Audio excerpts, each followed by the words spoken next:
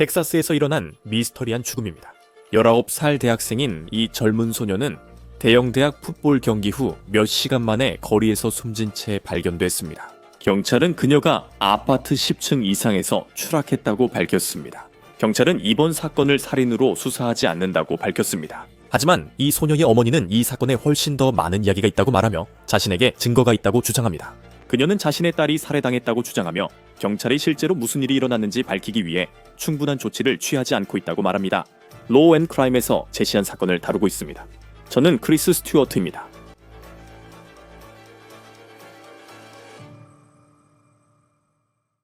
이 이야기는 부모에게 있어 최악의 악몽입니다. 자녀가 죽었다는 전화를 받는 것이죠. 이 상황이 악화되는 이유는 텍사스의 한 가족이 경찰이 사건을 충분히 수사하지 않는다고 주장하기 때문입니다. 이제 목숨을 잃은 소녀는 브리아나 아길레라로 텍사스 A&M 대학교 2학년이었습니다. 그녀 어머니가 이 사건을 새 국면으로 이끄는 소셜 네트워크 서비스 글을 올렸습니다. 이에 대해서는 곧 말씀드리겠습니다. 지난 주말에 일어난 일에 대해 우리가 아는 것은 다음과 같습니다. 그녀가 텍사스 오스틴에 있을 때 브리아나의 텍사스 A&M 애기스가 라이벌 텍사스 롱온스와 중요한 미식축구 경기를 치렀습니다. 대학 미식축구를 잘 모른다면 그 경기는 연중 최대 규모 중 하나이며 파티 분위기도 대단합니다. 브리아나는 경기 전 테일게이트 파티에 참석한 듯합니다. 이 경기는 론스타 쇼다운으로 토요일 밤에 열렸습니다. 그녀가 실제로 경기장에 들어갔는지는 확실하지 않습니다. 이 경기는 저녁 6시 30분쯤 시작됐지만 몇 시간 후인 새벽 1시, 즉 경기가 끝난 지 몇 시간 뒤에 브리아나는 한 행인이 지나가던 길가의 아파트 건물 밖에서 숨진 채 발견됐습니다. 현재 수사관들은 19세의 브리아나가 범죄로 인해 사망한 것으로는 보고 있지 않습니다. 브리아나의 어머니는 KSAT-TV 인터뷰에서 형사들이 딸이 위층 아파트 17층에서 떨어져 숨졌다고 전했다고 말했습니다. 여기 한번 보시죠. 이건 구글어스에서 가져온 자료입니다. 경찰이 사건이 발생했다고 밝힌 오스틴의 그 아파트 건물이 어떻게 생겼는지 보실 수 있습니다. 건물 외부에 발코니들이 있는 것도 확인할 수 있습니다. 현재까지 수사관들은 브리아나가 뛰어내렸다고 보고 있지만 브리아나의 어머니는 이제 공개적으로 입장을 밝히며 그것은 말이 안 되고 이 사건에는 더 많은 것이 있다고 말합니다. 어머니는 KSAT와의 인터뷰에서 딸이 자살할 생각이 없었다고 했을 뿐만 아니라 딸의 꿈이 텍사스 A&M이 진학하는 것이라고 말했습니다. 그녀는 꿈을 이루며 살았고 변호사가 되길 바랐습니다. 그래서 이 모든 게 이해되지 않습니다. 하지만 그녀는 경찰로부터 듣고 있는 이야기 중에서도 맞지 않는 부분들이 있다고 말합니다. 그녀의 어머니는 경기 후 토요일 밤 딸에게 전화했지만 브리아나가 받지 않아 뭔가 잘못됐다고 처음 느꼈다고 말합니다. 그 경기는 밤 10시쯤 끝났고 토요일 밤 6시 30분에 시작됐습니다. 그리고 브리아나의 시신은 경기가 끝난 지 몇 시간 후인 새벽 1시에 그 아파트 건물 밖 거리에서 발견됐습니다. 브리아나의 어머니는 KSAT의 일요일 오후 4시쯤 딸의 시신이 연간실에 있다는 사실을 알게 됐다고 말했습니다. 정말 끔찍하고 참혹한 방식으로 부모가 딸의 죽음을 알게 된 겁니다. 어머니는 경찰이 딸의 휴대폰을 갖고 있다고도 전했습니다. 경찰에 따르면 해당 휴대전화 내용은 아직 불분명합니다. 하지만 어머니는 그 휴대전화가 브리아나가 사망한 시기에 무슨 일이 있었는지에 대한 단서를 제공할 수 있다고 주장하고 있습니다. 브리아나는 오스틴에 있는 그 아파트 단지, 발코니가 있는 높은 아파트 건물에서 경기 후 애프터 파티에 참석한 것으로 보입니다. 이제 그녀의 어머니는 브리아나가 사망했을 때 아파트 안에 15명이 있었다고 말합니다. 브리아나의 어머니는 또한 경찰이 자신의 질문에 답하지 않고 있다고 말합니다. 그녀는 KSAT에 그 이야기에는 모순점이 많다고 말했습니다. 그는 그녀가 경찰관에 대해 이야기했고 뛰어내렸다고 했으며 친구들도 그녀의 행방을 모른다고 전했습니다. 파티가 열린 아파트 구조는 명확하지 않습니다. 그리고 나서 어머니는 딸이 사망하기 직전에 어떤 종류의 충돌이 있었을 수도 있다고 말합니다. 어머니가 이렇게 말했습니다. 인용하자면 제 딸과 다른 여자아이 사이에 싸움이 있었고 그 아이들은 모두 같은 아파트에 머물고 있었습니다. 저는 실제로 그 아파트에서 주고받은 문자 메시지도 가지고 있는데 형사는 그것들을 그냥 무시했습니다. 현재 경찰은 그 부분에 대해서는 아무런 언급을 하지 않았습니다. 현재 경찰이 왜 브리아나가 살인사건의 피해자라거나 단순히 새벽에 아파트에서 뛰어내린 것 이상의 일이 있었다고 믿지 않는지 그 이유는 불분명합니다. 경찰이 이것이 실제로 일어난 일이라고 믿는 근거는 무엇입니까? 왜냐하면 경찰은 이것이 미제 사건이라고 말하지 않고 있기 때문입니다. 그들은 이것이 살인 사건이라고 믿지 않는다고 말하고 있습니다. 하지만 경찰은 여전히 사건을 조사 중입니다. 현재 경찰은 현지 언론에 브리아나의 죽음을 둘러싼 의심스러운 정황을 보여주는 어떤 세부 사항도 없다고 밝혔습니다. 부검을 통해 그녀의 사망 원인이 밝혀질 예정입니다. 독성 검사 결과는 그녀가 사망했을 당시 몸에 어떤 물질이 있었는지도 보여줄 수 있습니다. 이제 브리아나의 어머니가 페이스북에 쓴 글을 소개하겠습니다. 그리고 이것이 바로 이 사건을 단순히 19살의 젊은이가 비극적으로 세상을 떠난 사실을 넘어 새로운 차원으로 끌어올린 계기가 되었습니다. 그녀는 인생에 큰 계획이 있었습니다. 이제 그녀의 어머니가 페이스북에 쓴 글을 인용하겠습니다. 이것은 우연이 아니었습니다. 누군가 내 불의를 죽였고 친구들 모두에게 같은 이야기를 만들어낼 충분한 시간을 주었습니다. 제 딸은 건물 17층에서 뛰어내릴 사람이 아니며 이것을 자살로 단정 짓는 것은 말도 안 됩니다. 제 딸은 삶을 사랑했고 졸업 후 법조계 커리어를 기대를 했습니다. 오스틴 경찰서와 담당 형사가 제 역할을 하지 않습니다. 어떻게 어떤 친구들은 바로 자리를 떴고 그 아파트 단지에 살던 사람은 가능한 한 빨리 자신의 아파트를 비웠을까요? 인용문 끝. 그녀는 미야무어 우리는 정의를 찾을 거야 라고도 썼습니다. 오스틴 경찰은 브리아나 사망 전 아파트 내 상황을 언급하지 않았습니다. 이 이야기가 큰 주목을 받으면서 많은 사람들이 브리아나의 가족을 지지하는 모습을 볼 수 있었습니다.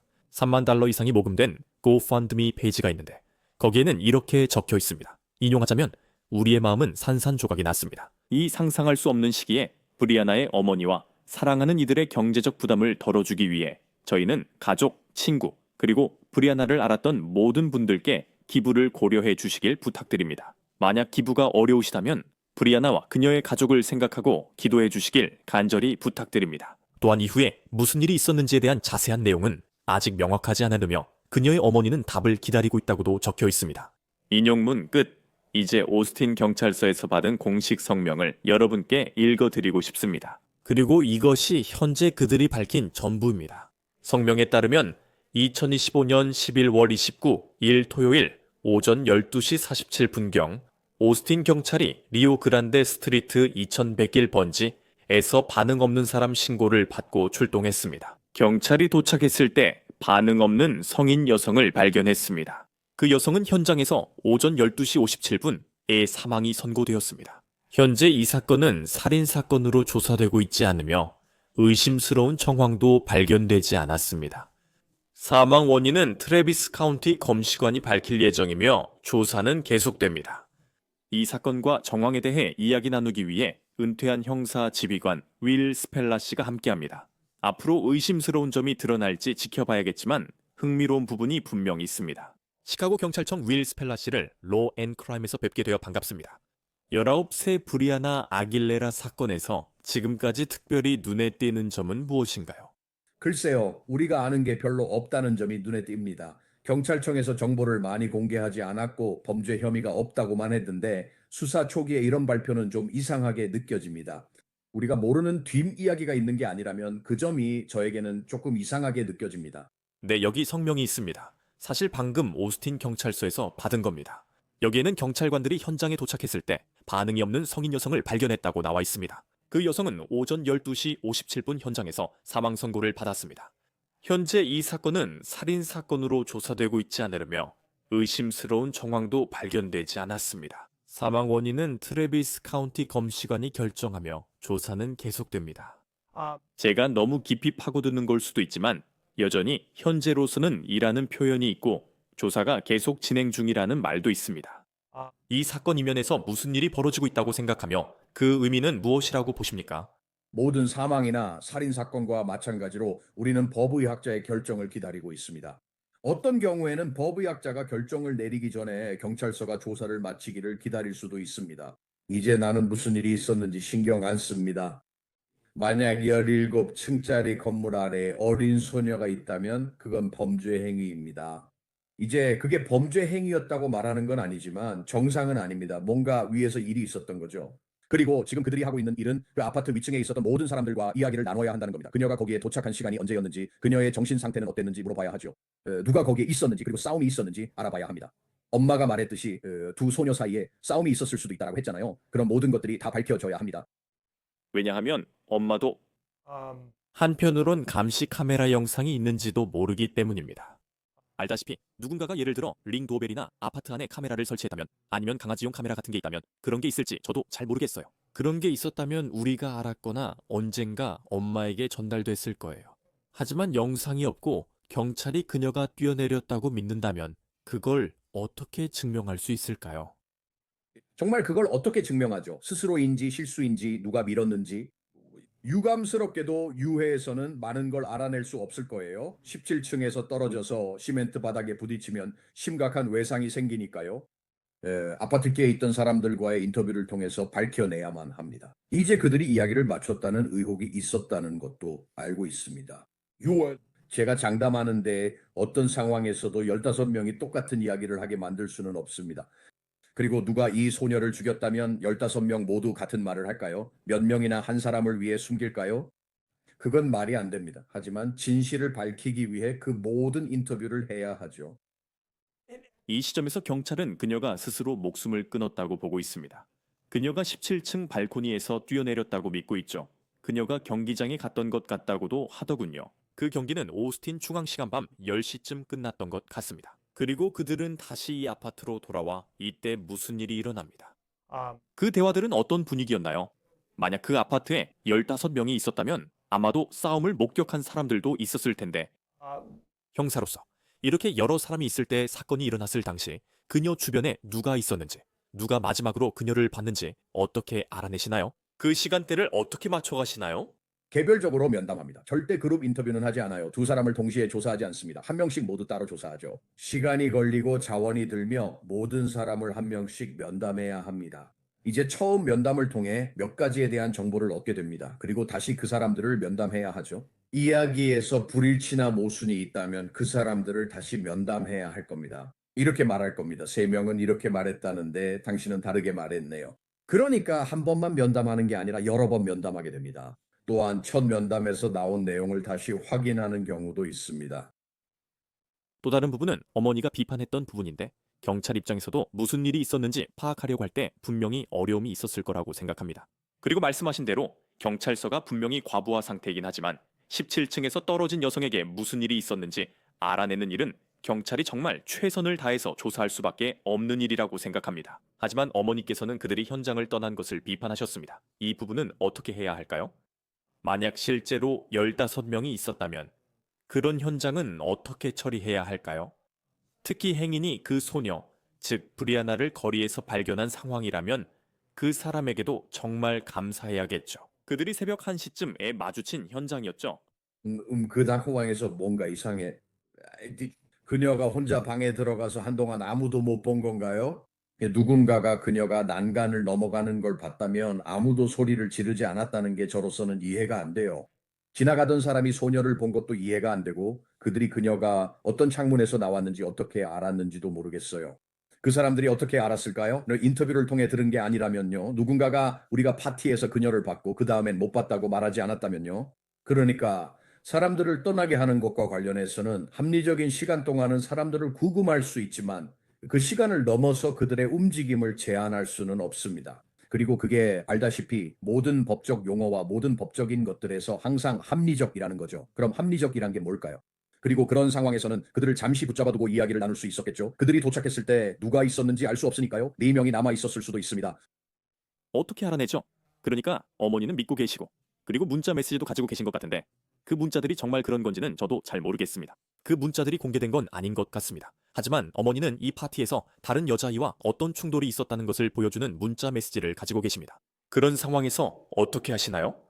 이 사람이 넘어졌다는 사실만 알고 의심할 증거가 없다면, 글쎄요, 의심스럽긴 하지만 누군가가 그녀를 창문 밖으로 밀었다든지 그런 증거는 없다는 말씀이시죠?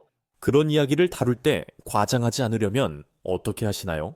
만약 그저 풋볼 경기 후에 여자애들끼리 있었던 일이라면 낮에 술을 마셨다든지 단순히 사소한 문제를 다투고 있었던 건지, 아니면 그 이상이었던 건지요? 다시 말씀드리지만 이 부분은 탐정처럼 조사해 그녀와 갈등했던 사람이 누군지 밝혀내야 합니다. 문자 메시지들을 확인해 내용을 살펴봐야 합니다.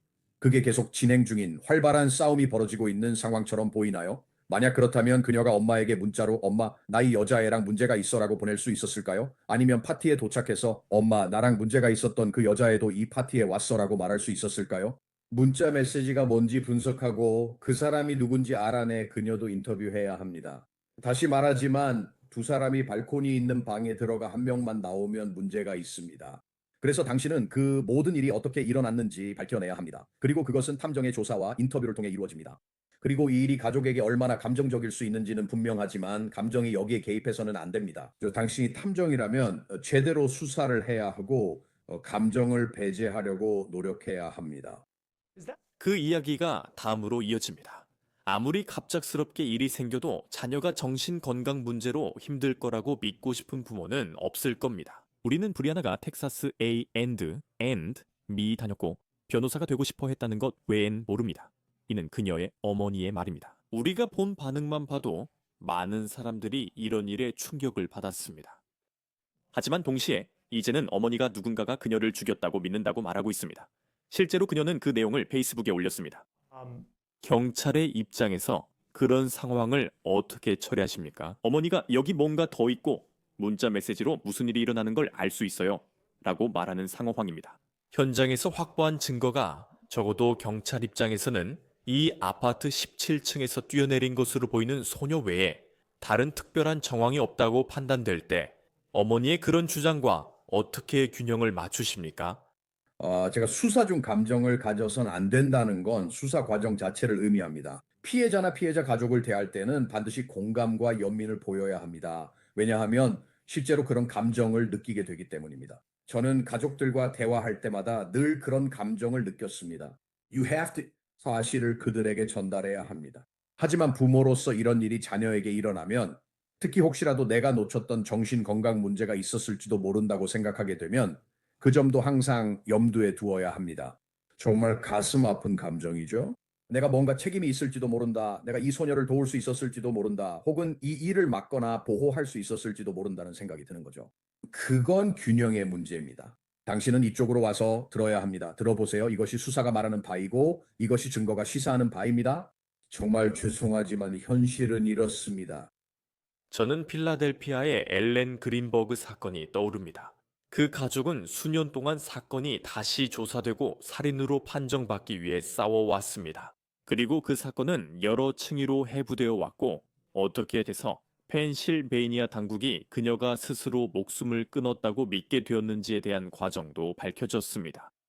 그리고 그녀의 가족이 가지고 있는 큰 문제 중 하나는 경찰이 현장에 도착했을 때 충분한 조치를 취하지 않았다고 믿는다는 점입니다. 경찰은 자살로 결론 내리고 청소업체가 현장을 정리해 증거는 영원히 사라집니다. 이 상황은 발코니에서 뛰어내리는 것과는 다릅니다.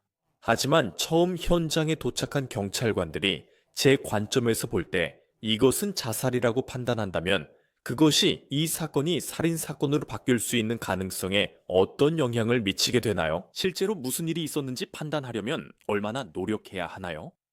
초기 현장은 매우 중요합니다. 최초 대응자로 현장에 처음 도착했을 때 그게 당신이든 최초 호출자든 당신의 책임은 부상자가 있다면 부상자를 돕고 용의자가 있으면 체포하고 범죄의 증거가 보이면 그 증거를 확보하며 범죄 현장을 보호하는 것입니다. 당신이 결정을 내리는 것이 아닙니다. 절대 전화를 걸어서 이봐 여기 자살 사건이야라고 형사에게 말해서는 안 됩니다. 당신은 모릅니다. 현장 보호만 하고 아무 생각도 주지 마세요. 형사들이 일하게 두세요. 그들이 형사과에 있는 데는 이유가 있습니다. 그건 바로 자기 일을 하기 위해서입니다. 그러니까 1차 출동 경찰관으로서 당신의 책임은 범죄 현장을 보호하고 목격자들을 확보한 뒤 형사들을 기다리는 것입니다. 당신이 대중에게 공개하는 정보에 관해서는 특히 지금 같은 때에는 이 사건이 이렇게 많은 터치로 진된 이집시는 주목을 받는 이유는 어머니가 그런 발언을 했기 때문입니다. 그리고 그녀는 딸이 살해당했다고 굳게 믿고 있습니다. 하지만 경찰은 그런 증거가 없다고 말합니다. 동시에 이 사건이 살인사건이라고는 믿지 않는다고도 밝히고 있습니다. 설령 공개하지 않는다 하더라도 누군가에 의해 그녀가 죽었다고 믿지 않는다고 말하려면 어떤 종류의 정보가 필요합니까? 제 말은 그건 당시 아파트에 있었던 사람들과의 인터뷰를 통해서만 알 수 있다는 겁니다. 그녀가 방에 들어가기 전 누군가에게 진술하지 않았다면요. 그리고 다시 말씀드리지만 저는 아파트가 어떻게 꾸며져 있었는지, 발코니가 어디에 있었는지, 그런 일들이 어떻게 일어났는지 전혀 모릅니다. 하지만 그리고 다시 말씀드리지만 우리가 아까도 이야기했듯이 너무 일찍 결론을 내리거나 너무 일찍 성명을 내서 범죄 혐의가 없다고 말하는 건 꽤 큰 발언입니다. 다른 모든 부분에 대해서는 말을 아끼고 있으면서 말이죠. 그리고 다시 말씀드리지만 검시관도 아직 결론을 내리지 않았습니다. 제 말은 사망 원인이 무엇일지는 분명히 알겠지만 사망 방식은 아직 결정되지 않았다는 겁니다. 그래서 성명에서 범죄 혐의가 없다라고 말하려면 그들이 인터뷰에서 얻은 내용이나 어쩌면 물리적 증거 같은 것에 대해 공개하는 것보다 더 많은 정보를 가지고 있어야 합니다. hate 이런 얘기를 해서 좀 우울하게 만들고 싶진 않지만 그게 현실입니다. 우리가 이야기했던 것처럼 아마도 매우 힘든 현장을 다루고 있었던 것 같습니다. 아직도 독성 검사 같은 걸 할 수 있나요? 큰 대학 풋볼 경기가 있었으니 하루 종일 술을 많이 마셨을 것 같거든요. 그런 것들이 밤에 일어난 일에 영향을 미쳤을 수도 있다고 생각합니다. 부검으로 그런 걸 알 수 있나요? 샘플을 채취해 사망 당시 몸에 무엇이 있었는지 아직 알 수 있나요? 네네, 장기들이 있을 겁니다. 그들은 분석을 할 수 있을 거예요. 독성학 분석을요. 이건 모든 부검의 일부입니다. 그러니까 네, 독성학 결과를 확인할 수 있을 겁니다. 그리고 이런 사건들을 보면서 그리고 그 사건을 둘러싼 여러 가지 상황들, 그날 있었던 일들, 문자 메시지들 이런 것들을 생각해 보면 어떻게 경찰서에서 대중에 공개할 정보를 결정할 때 어떤 요소를 고려하는지 궁금합니다. 각 경찰서마다 다른 프로토콜이 있고 오스틴은 플로리다보다 정보를 엄격히 관리할 수 있으며 플로리다에서는 보안관이 직접 기자회견을 하기도 합니다. 만약 오스틴 경찰서 내부에 있고 한 어머니가 수사에 의문을 제기하며 우리가 그녀가 스스로 생을 마감했다고 믿는 이유가 있다면 이런 정보를 어떻게 다루고 공개 여부를 결정하나요? 바로 그렇게 해서 예비 발표를 하고 대부분 예비 발표에서 공개하는 내용은 다음과 같습니다. 현재 수사 중이며 한 여성이 반응 없이 사망한 채 발견됐다고 발표할 예정입니다. 수사는 계속 진행 중입니다. 말씀드린 대로 그 부분이 좀 놀라웠습니다. 또 그들이 범죄 혐의가 없다고 한 것이 어머니 주장에 대한 반박인지는 모르겠습니다. 하지만 그래서는 안 됩니다. 피해자 가족과 누가 뭐라고 했다 식으로 논쟁을 해서는 안 됩니다. 그냥 수사가 진행되도록 두고 그들과 소통해야 합니다. 이 사람들과는 언론이나 공식 채널이 아닌 직접 소통하고 문을 두드려야 합니다. 그리고 피해자 가족과 같은 방에 앉아서 그들과 대화를 나누고 무슨 일이 있었는지 함께 이해하려고 노력해야 합니다. 도시마다 다릅니다. 하지만 이런 경우 사망 원인을 알 가능성이 높다고 생각합니다. 아파트 안에서 특별한 일이 없었다면 그녀가 발견된 장소와 상황만으로도 알 수 있습니다. 최종 부검과 독성 검사 결과를 봤는데 보통 얼마나 걸리나요? 만약 이 일이 시카고에서 일어났다면요. 독성 검사 결과는 약 6주 정도 걸립니다. 어떤 것들은 즉시 알 수 있습니다. 쿡카운티 검시관 독성 검사는 약 6주 소요됩니다. 하지만 사망 원인에 관해서는 낙상으로 인한 외상이 확실합니다. 만약 아파트 안에서 무슨 일이 있었다면 물론 실제로 그랬다는 건 아니고 그냥 명확히 하자면 만약 아파트 안에서 무슨 일이 있었고 그 시신이 17층에서 떨어졌다면 그렇게 멀리 떨어진 후의 상태만 보고도 실제로 그런 일이 있었는지 알아낼 수 있나요? 예를 들어 관통상, 즉 자상기나 총상 같은 경우라면 그런 일이 있었는지 여부는 낙상 여부와 상관없이 확인할 수 있습니다. 다시 말하지만 정말 보기 좋은 광경이 아닙니다.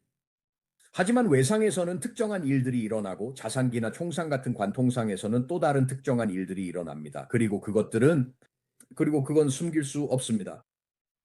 네, 시청자분들께 음울하게 들릴 수 있어 죄송하지만 이런 경우엔 꼭 이런 질문이 필요하다고 생각합니다. 수사에 의문이 제기될 때 이것이 중요하다고 생각합니다. 시카고 경찰서 은퇴 형사 지휘관 윌 스벨라님, 사건을 함께 살피고 전망을 제시해 주셔서 감사합니다. 로우 앤 크라임에 참여해 주셔서 고맙습니다.